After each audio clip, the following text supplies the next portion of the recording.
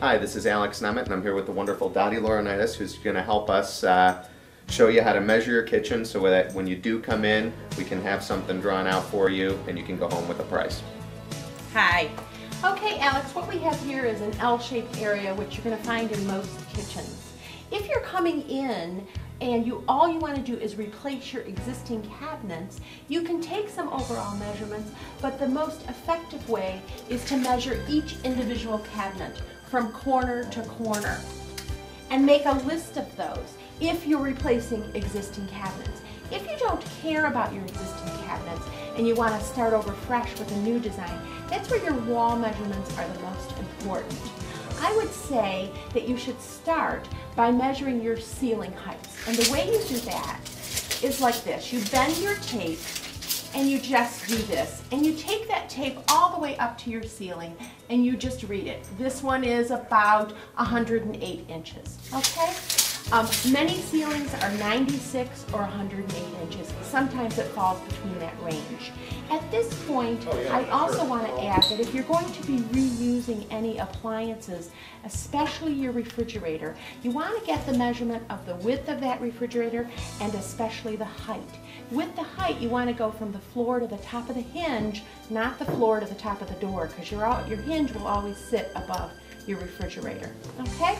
The way I start in an L-shaped space is I start with the corner and run my tape right into that corner, okay? And then I measure to the very end of the wall where I could be taking cabinets to, okay? So in this case, the wall ends right here and I could take my cabinets just shy of this. We, at the design area, we like to know that whole wall measurement, and then we'll worry about what we need to hold off. So I would measure this way, and then I would take that same measurement going in the opposite direction.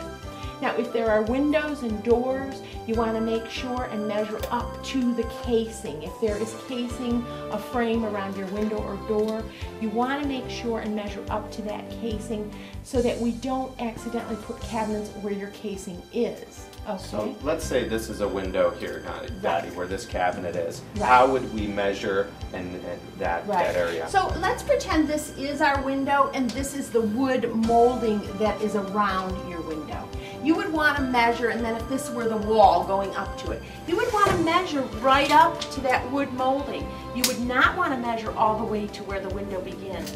You want to measure right up to where your molding is on that window, or the same thing with a door that has trim around it, okay? With a window also, the one thing you want to measure is where the bottom of that casing is from the floor, so that we know if we can put cabinets below it. Okay, a countertop below it. Because if you have a window in your space that drops below a countertop height, we know we're limited in that area. Okay? The other thing you want to make sure of is where your appliances are currently. So you want to kind of mark your drawing approximately. You want to measure to the nearest corner or the nearest end of a wall where your stove is and where your refrigerator is and where your sink is.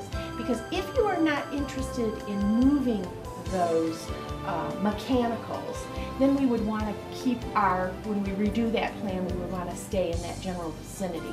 If you don't mind moving those things, then it doesn't matter so much to us where they are currently. Okay? If you keep those things where they're located existingly, it could cut down on your cost, because bringing mechanical people in to move those things adds to the cost of your project. Great. Okay? Thank you.